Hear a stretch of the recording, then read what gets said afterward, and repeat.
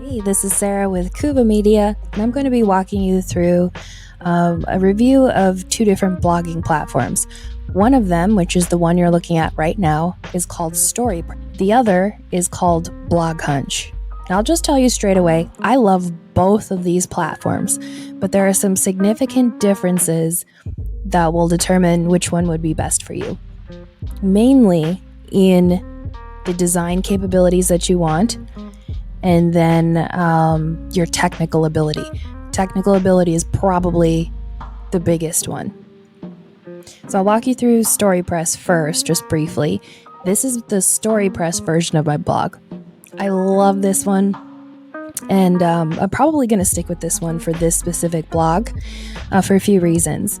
One, I just really like the high-end enterprise level editorial look.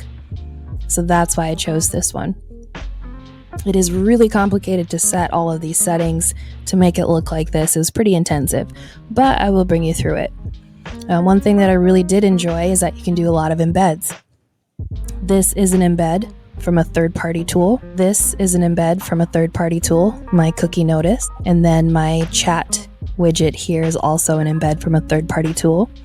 So that's pretty nice. You do have the ability to put HTML blocks into things. So that's fantastic. And here is BlogHunch. I did a lot of custom CSS to BlogHunch, and now it broke. So I'll show you what did come through, and then I'll show you what broke. This is an excellent platform as well as Storipress. This one is definitely the easier of the two to customize. It's more basic, which is not a bad thing. It's very easy to use. GIFs work beautifully as the main image for the article. It loads incredibly fast. Now, Storipress and BlogHunch purport static sites or static blog builders, but in my experience, BlogHunch has been a bit faster.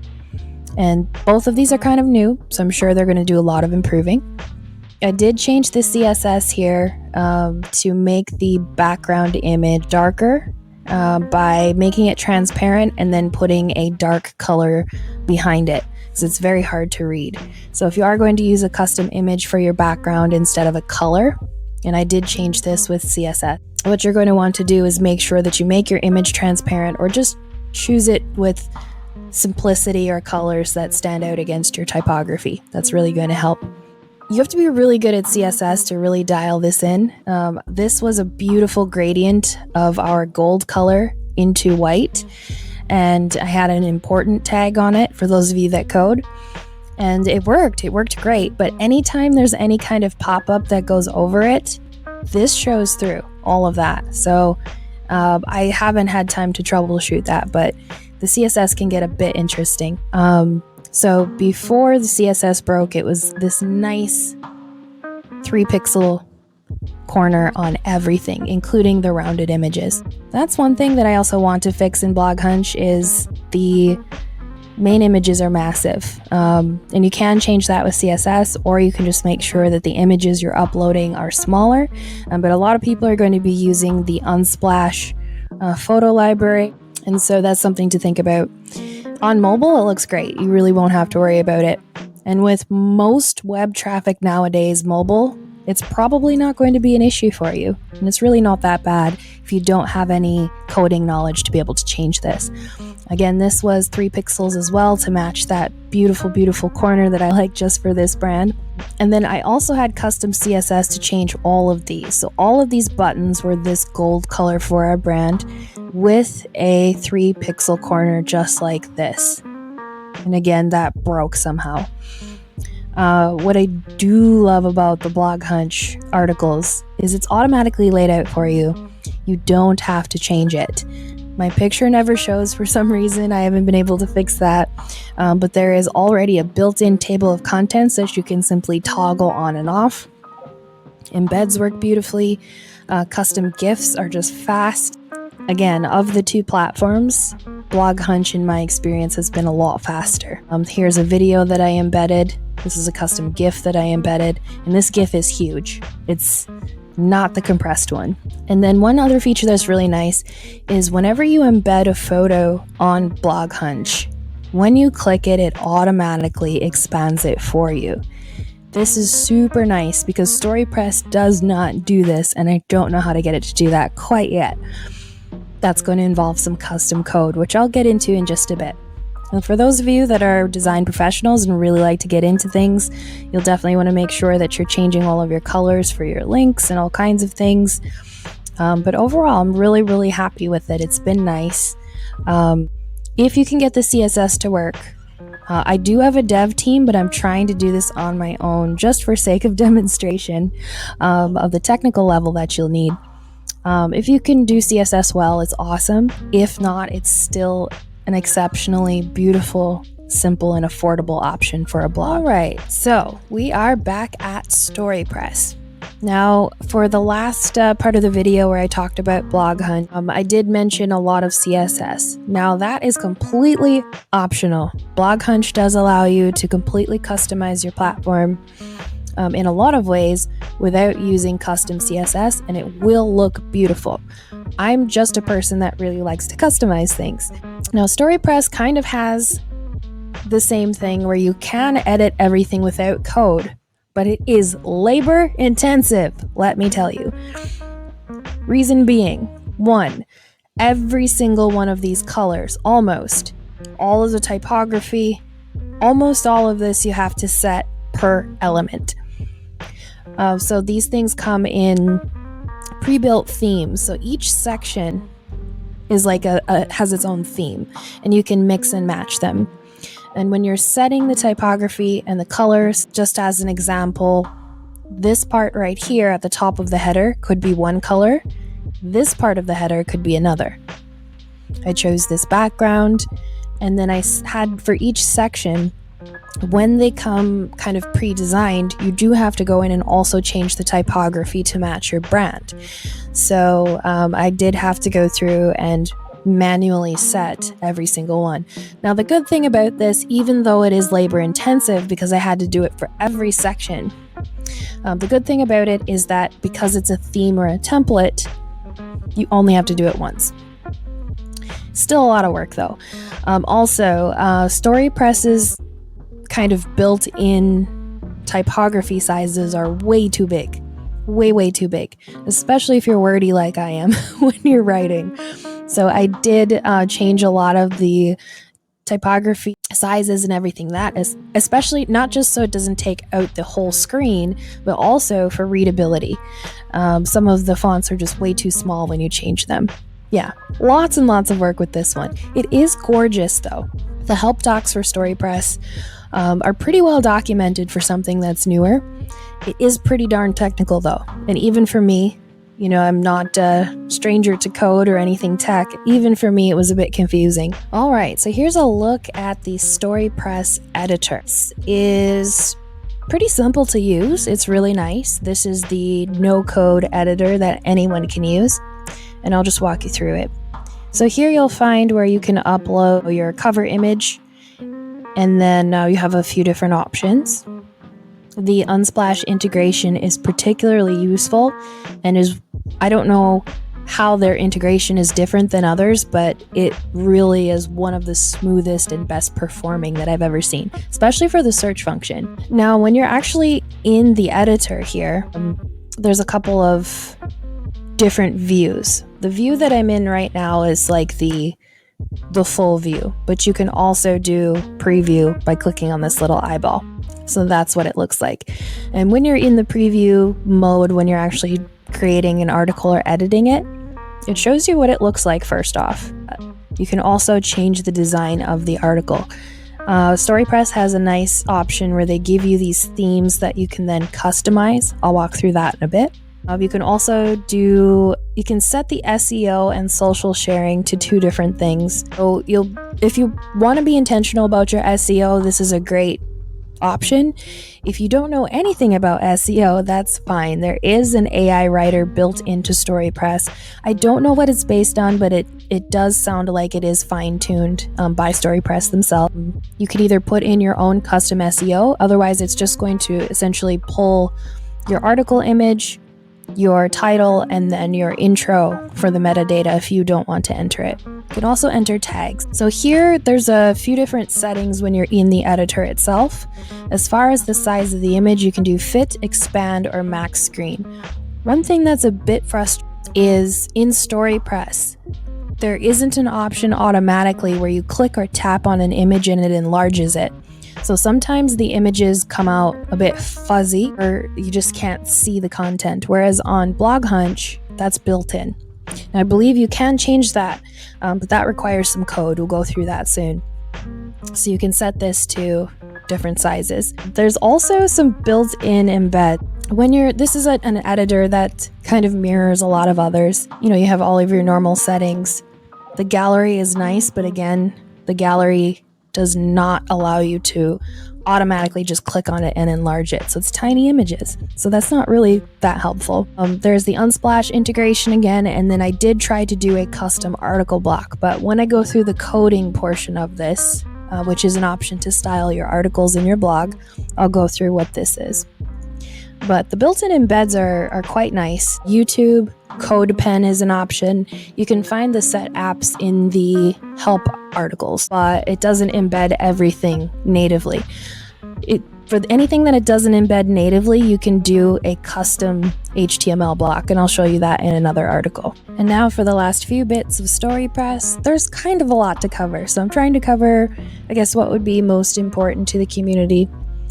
Here's where you can set the access. You can have free access where anyone and everyone on the internet can view it. Members only, where people at least have to sign up for your blog and have a login. And paid members only, where you can monetize specific articles. Now here is the kind of the back end of everything, where you actually manage your articles. This is nice because you can work with teams on this, which is fantastic. Now, instead of categories, Storipress has something called desks. Now, Storipress was created by people who really know, like, just professional publishing. So these desks really help you keep things organized.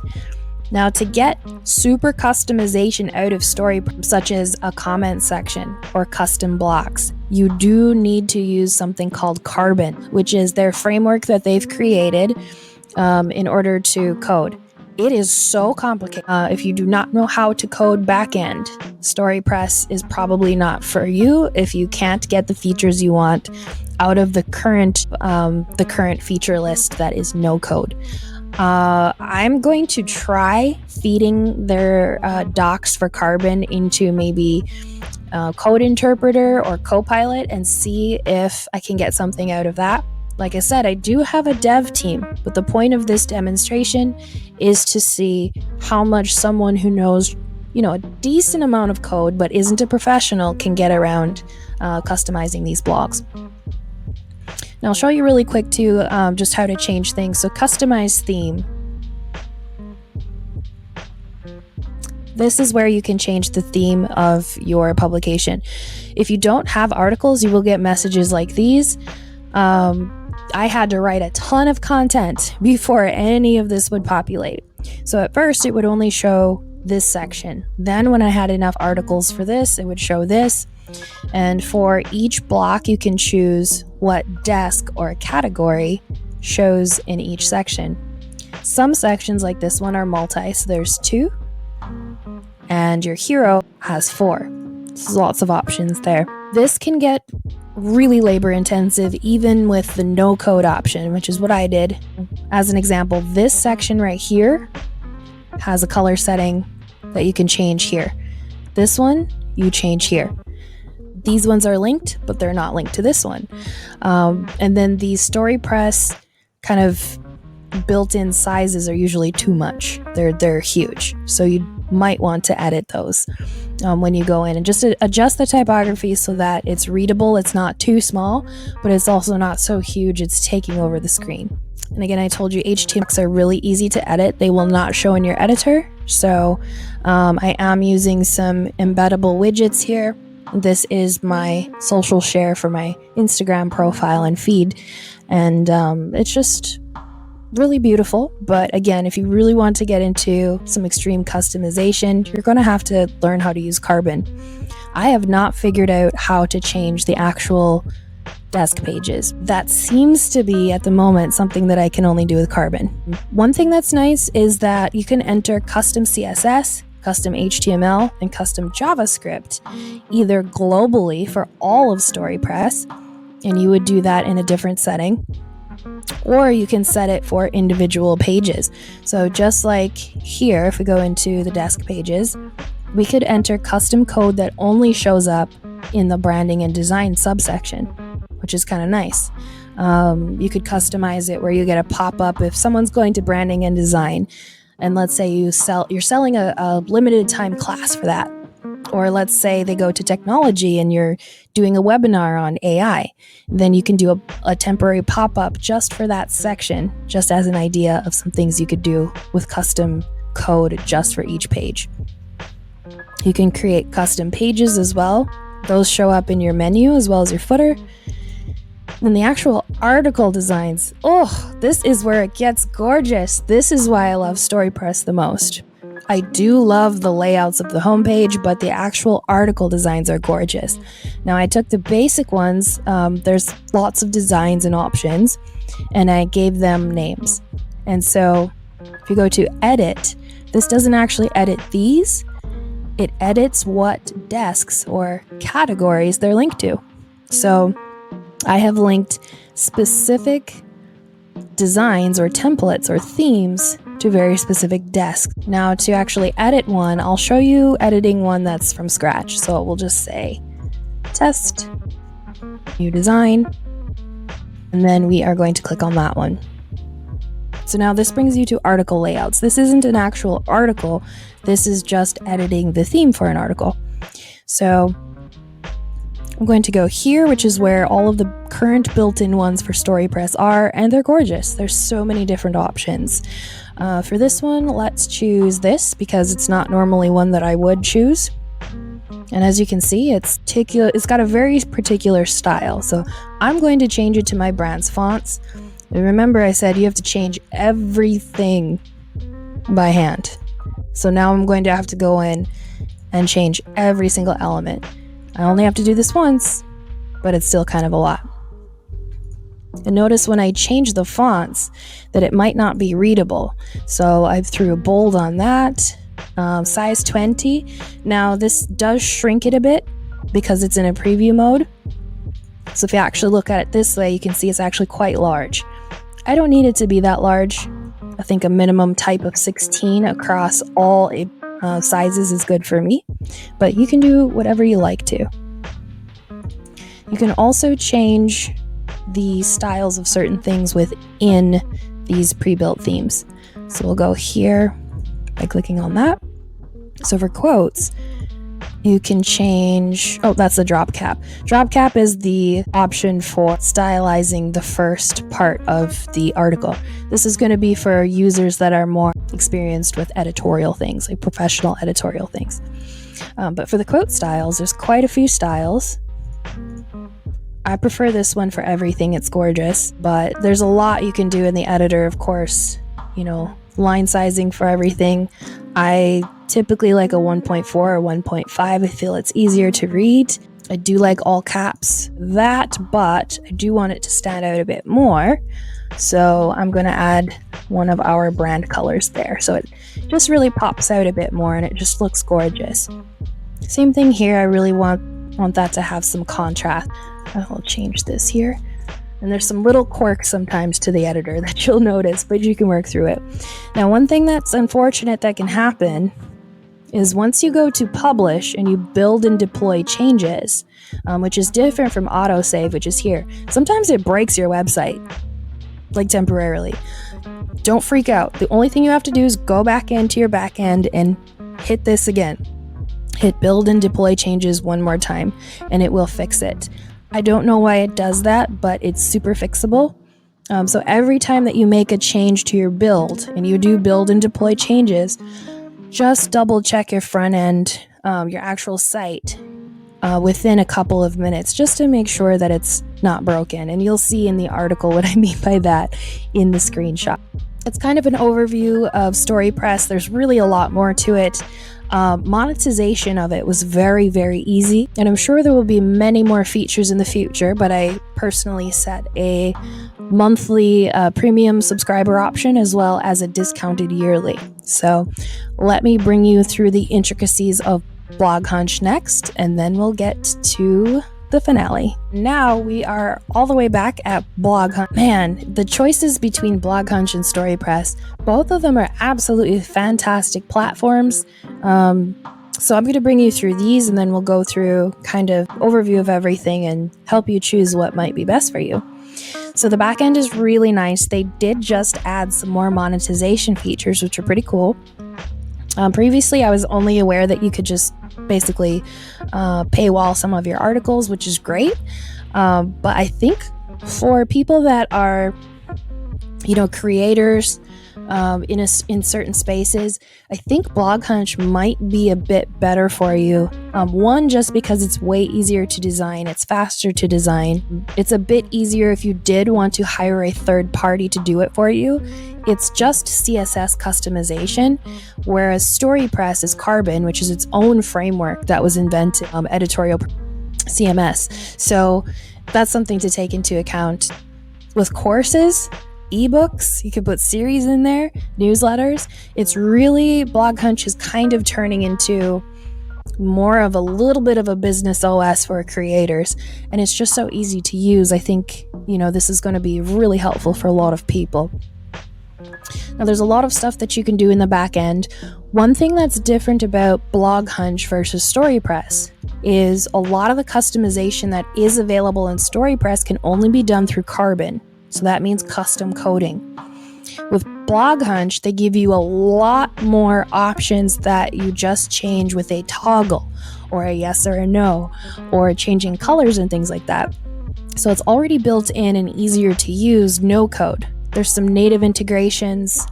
If you go into settings, I believe this one's it. Perfect. So here, the settings here are a lot easier to navigate than Storipress is. What I respect about them both is that they do make it easier to import your data and also export it. So I do like that that's changing now with apps and software, whereas before they're like, we're siloed, we don't care, you're stuck with us, that's how we're going to keep your money. But now developers are going, we're just going to make sure our service and our platform's so great that you want to stay because you love us, but we're also not going to make you resentful by making it hard to get your data out. So you can export your data here, which is lovely. There's just a lot of options here. You can also embed your blog in an existing website, which is very unique. So Storipress allows for a subdomain, and it also allows for like a direct domain, like an A record. I'm currently running mine on a subdomain. Embedding a blog is really nice because you can simply just click the code and embed it in an existing website. So that might really be helpful for a lot of people, and maybe even a way to kind of gate content. You still have to put a password on it, but that's one feature that BlogHunch has that Storipress doesn't quite yet, is the ability to lock your entire blog with a password. So that's kind of cool. But the one thing I wanted to show you is the custom code. So for the custom code, you have the option to inject code in the header and the footer. And it's just a really nice way. This is where you would customize your CSS. For anyone that codes, just ignore how messy this is. I had to build both of these blogs really quickly just to get these reviews out to the community. You guys know who you are. It's pretty messy, slightly notated, but this is where one thing you'll notice is I use a lot of important tags. I would say probably at least 3/4 of the CSS I was changing, I do have to put important tags. And it typically worked incredibly well, like most of the time. The only time where it really didn't work well is, and I didn't have the time to troubleshoot it, is that when you do the important tag on certain elements, if you have a pop-up element that goes over it for some reason, the underlying element will still show above it. It's very annoying, but fixable again. And again, the only reason I'm doing it this way, I do have a dev team, but We want to see if a regular person with just a decent amount of code knowledge, not a professional, can handle customizing these blogs. And then lastly, I'm going to show you the blog post. So I think I'd highlighted before that the differences between Storipress and BlogHunch, as far as the customization, is not that they can be customized, but how. And that's going to boil down to your technical knowledge. Storipress does have a lot of gorgeous design capability with no code, but for even adding comments, which for me it's painful, but for even adding comments, you need to be able to use Karbon. I'm going to dig into it because I'm just going to go all the way with that.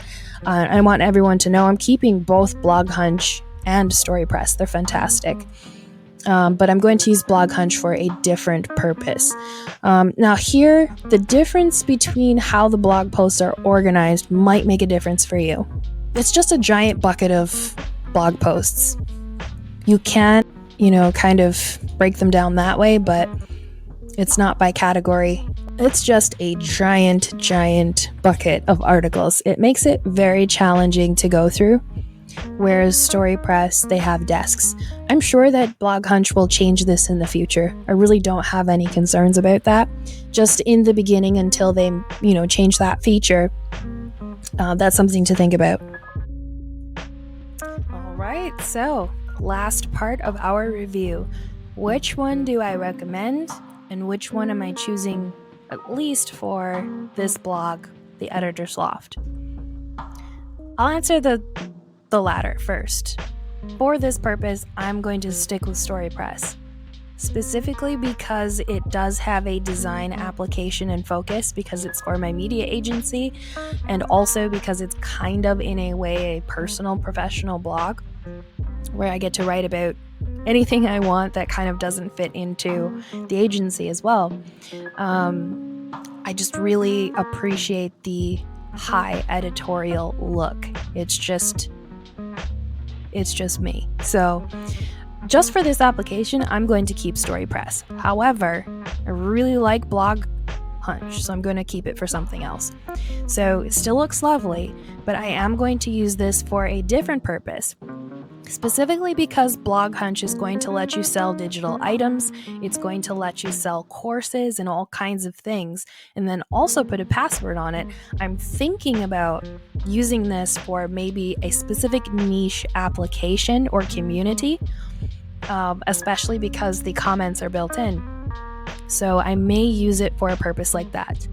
As far as which one I recommend for John Q. Public, the regular person, I would say most people, based on technical ability, are going to prefer picking up BlogHunch.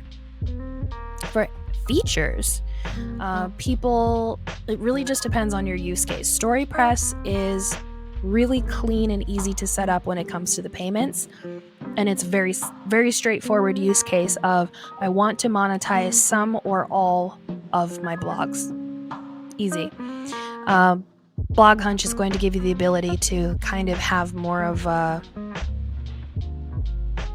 features, more of a holistic offering in one platform. And then as far as design, that is also going to come down to technical ability and also personal preference. So I am a professional designer since I was 16 years old, so keep in mind, I notice when a line is 3 pixels instead of 5 pixels. Many people may not notice that or care. My husband is not, he has a different style eye than I do and wouldn't notice something like that typically. So it's totally up to your preferences, I would say, as well as technical ability.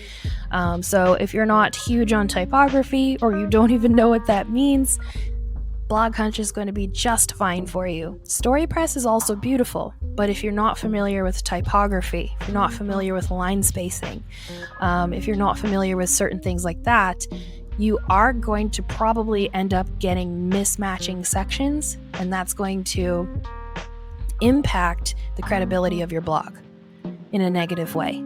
So if you're a person that doesn't even know what typography is, or you're not familiar with it, you don't notice it, when you're adding sections, you could be choosing sections with different typography, sizes, Even I made these bold on purpose so they could even be legible. So if you're a person that is not comfortable with that or doesn't know what it is, your overall visual lines of your blog could actually suffer and hurt your brand that way. So I would say if you are more of an experienced individual, you're going to love both platforms because you can do CSS on one, you can do no code on the other, and then work with Karbon as well. If you're a person that knows nothing about design, just do BlogHunch. So I hope you guys have enjoyed this walkthrough. Thank you so much for visiting, and message me and let me know if there's anything else you'd like me to review.